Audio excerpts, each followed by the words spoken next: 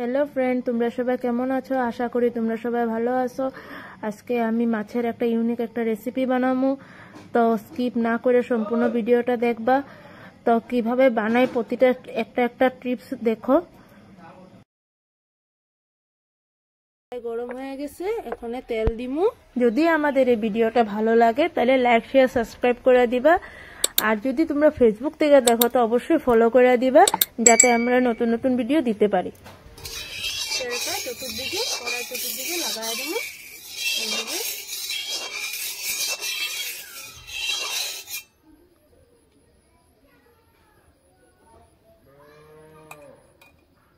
তেল গরম হয়ে গেলে পেঁয়াজ দেবো।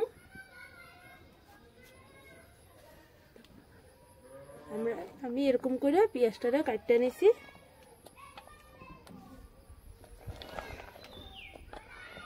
দিয়া দেবো গরম তেল।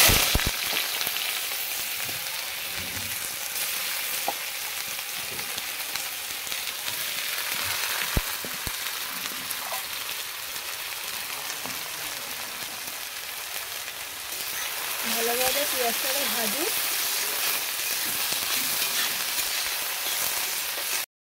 এই রেসিপিটাতে পেঁয়াজগুলো বেশি লাল করতে লাগে না। পেঁয়াজটার রং হালকা বদলায় গেলে গিয়ে আমরা পরের স্টেপটা, পেঁয়াজের কালারটা মোটামুটি চেঞ্জ হয়ে গেছে। এখন আমি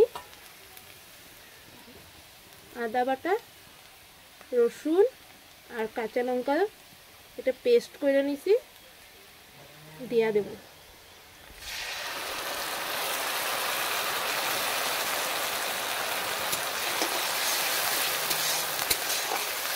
দিয়ে ভালো করে নাড়াচাড়া করে দেব।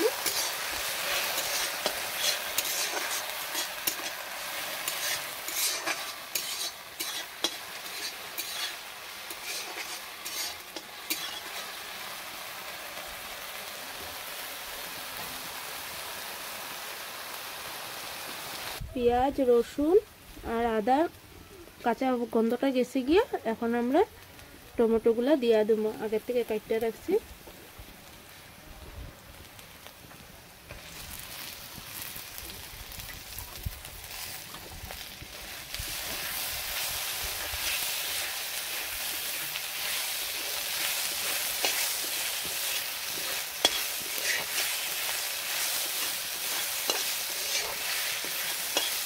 টমেটোগুলো অল্প গলে যাওয়ার পরে আমরা যা যা মশলা লাগে সব দিয়ে দেবো।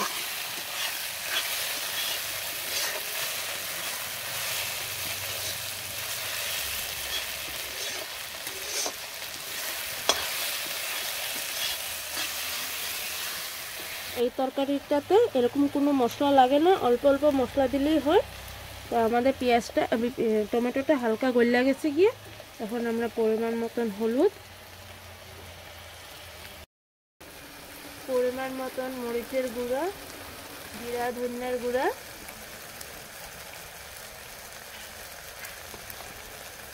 ভালোভাবে কষামু।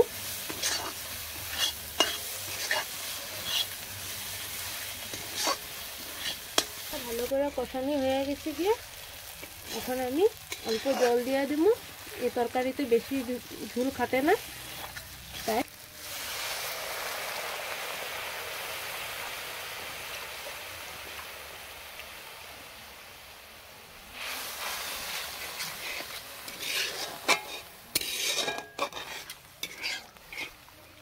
এখন পরিমাণ মতো লবণ দিয়ে দেব।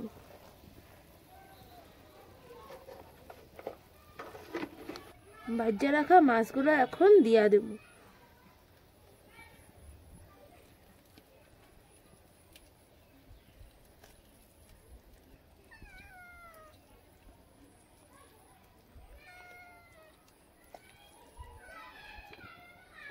এখন ধনিয়া পাতা দিয়ে দেব।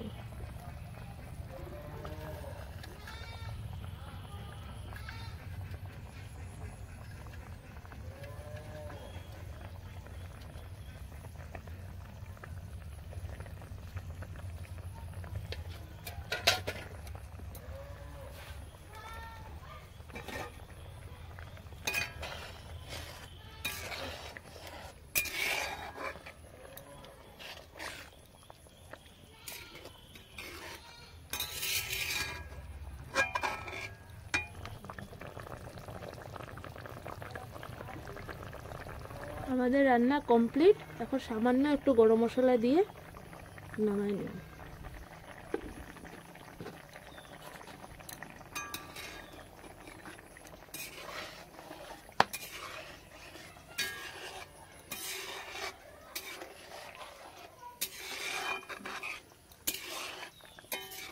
টমেটো পেঁয়াজ দিয়ে মাছের ঝোল আমাদের হয়ে গেছে গিয়ে। তো আমাদের এই ভিডিওটা আজকে কিরকম লাগলো কমেন্টে অবশ্যই জানাইবা। আর তোমরা সবাই বাড়িতে বানিয়ে খায়া দেখবা যে কিরকম লাগে খাইতে। তো যদি আমাদের ভিডিওটা ভালো লাগে তাহলে লাইক শেয়ার কমেন্ট করে দিবে, সাথে সাবস্ক্রাইবও করে দিবে।